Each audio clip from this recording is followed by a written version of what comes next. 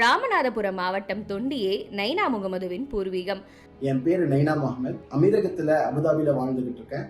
Burma பஜார் துணிக்கடை ஒன்றில் தந்தை வேலை செய்ய இளங்கலை கல்வியை சென்னை கிறித்துவ கல்லூரியில் நிறைவு செய்த Naina Mohammed Madras school of social work கல்லூரியில் சமூக பணி பிரிவில் முதுகலை பட்டம் பெற்றவர். இஸ்லாமிய குடும்ப பின்னணியை கொண்டிருந்த நைனா பெரியாரின் கருத்துக்களால் ஈர்க்கப்பட்டு பகுத்தறிவாளர் ஆனார்.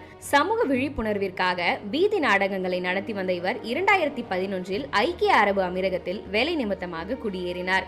நிதி நிறுவனம், கமர்ஷியல் வங்கி என அடுத்தடுத்து முன்னேறிய இவர் தற்போது அபுதாபியின் அரசு வங்கியில் HR லீடர்ஷிப் டெவலப்மெண்ட் பிரிவின் பொறுப்பை வகித்து வருகிறார்.